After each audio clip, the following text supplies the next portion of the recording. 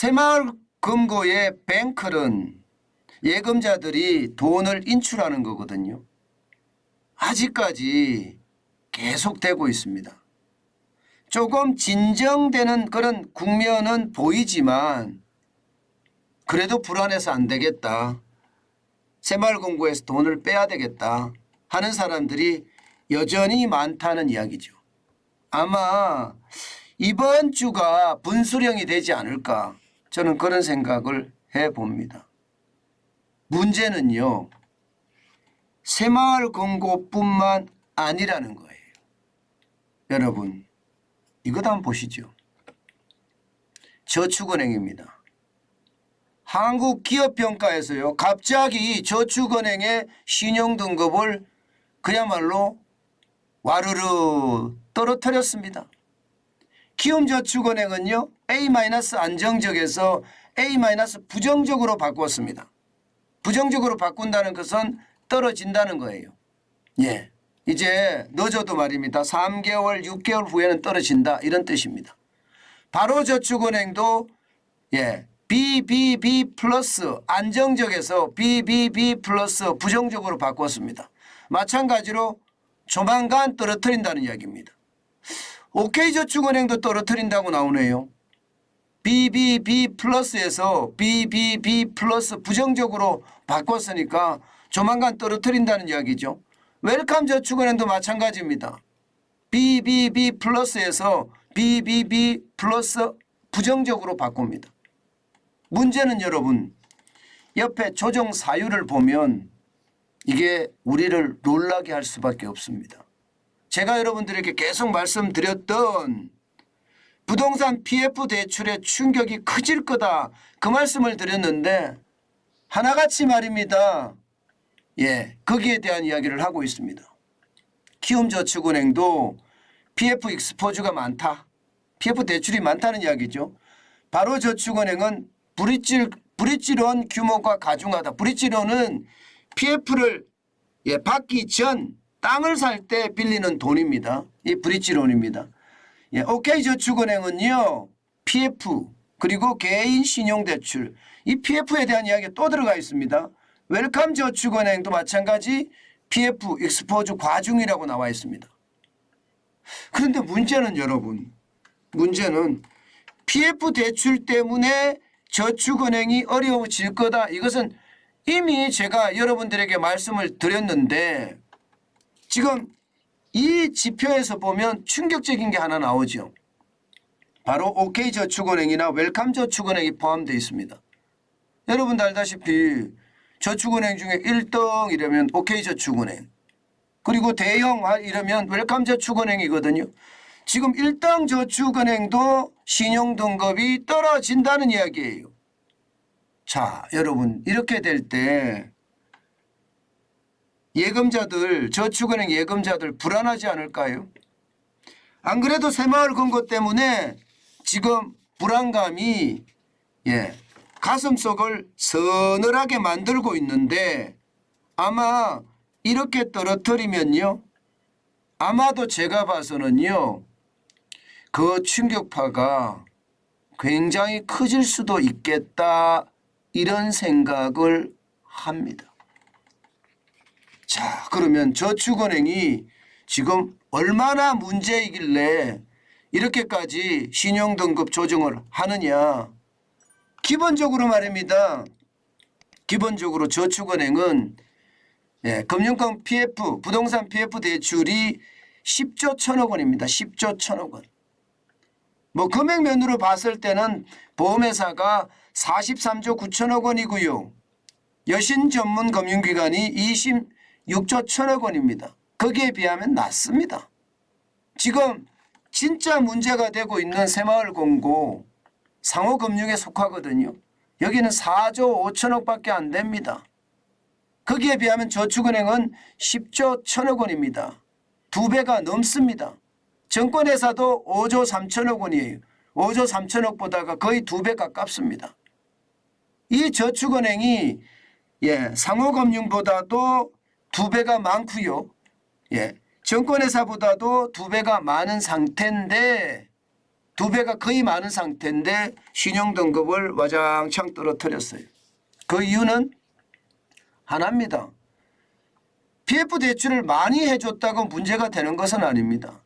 문제는 연체율인데 이 저축은행 연체율 이게 만만치 않아요.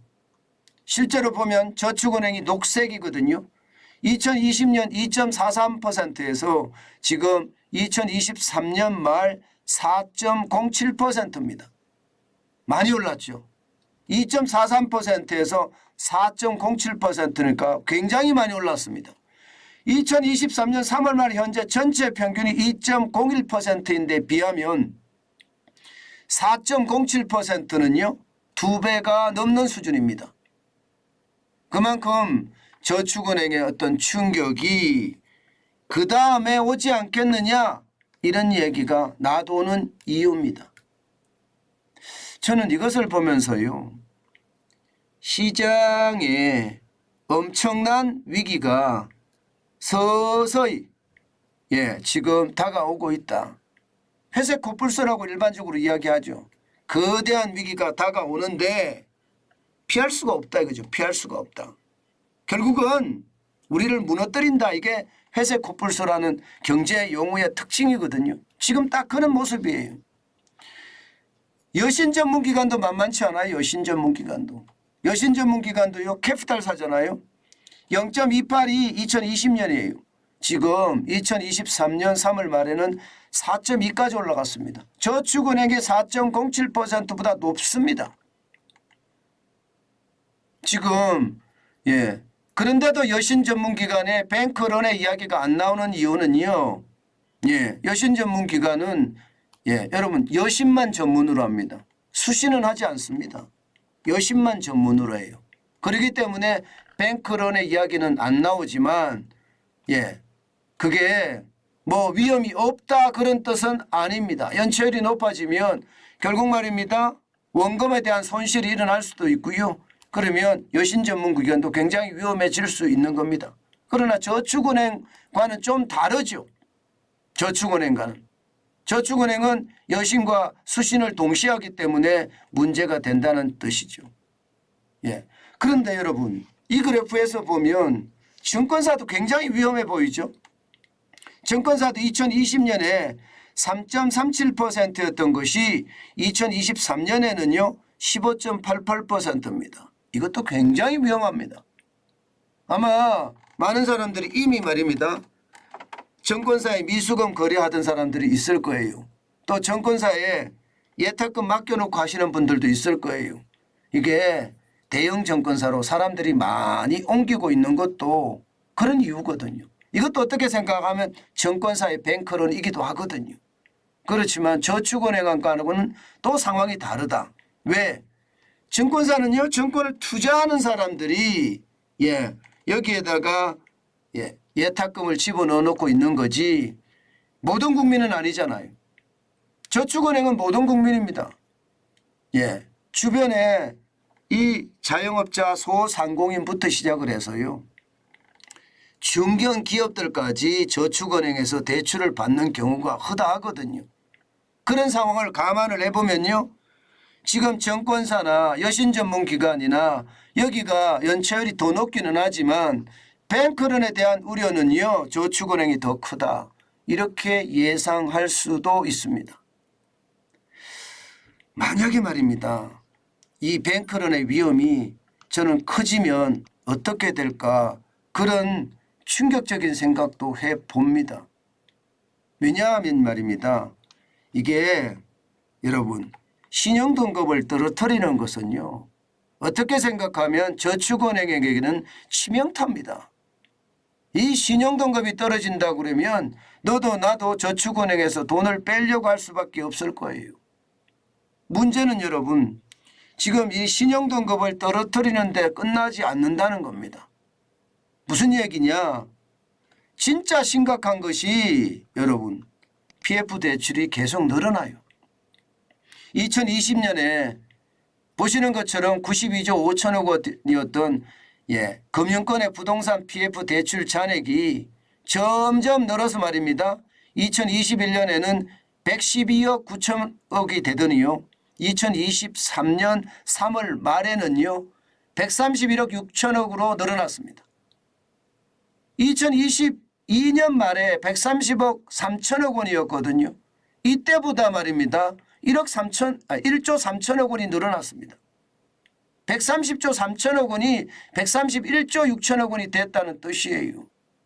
이게 PF 대출에 문제가 있다.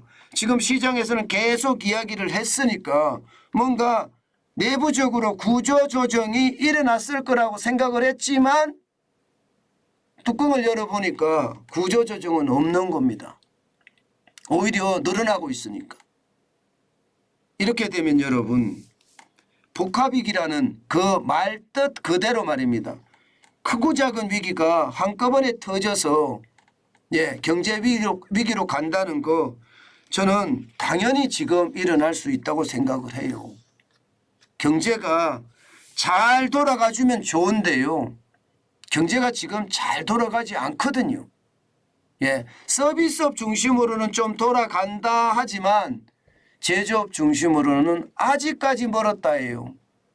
올해가 아니라 내년 후반이나 이게 좋아질 거다 뭐 이런 전망까지 나오는 상태라면 여러분 제2금융권의 금융위기 이게 일파만파 전이가 되는 것은 당연하게 보이고요. 이게 자칫 말입니다. 1금융권으로까지 확대될까 저는 굉장히 두렵다. 그 말씀 여러분들에게도 다시 한번 드립니다. 여러분의 예금이나 적금에 대한 거 말입니다. 저는 반드시요.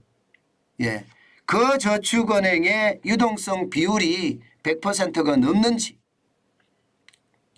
BIS 비율이 적어도 12%가 넘는지 부실채권 비율은 3%보다 낮은지 반드시 확인을 해야 된다. 저는 그렇게 생각합니다. 그렇지 않고 넉넉고 있다가는요.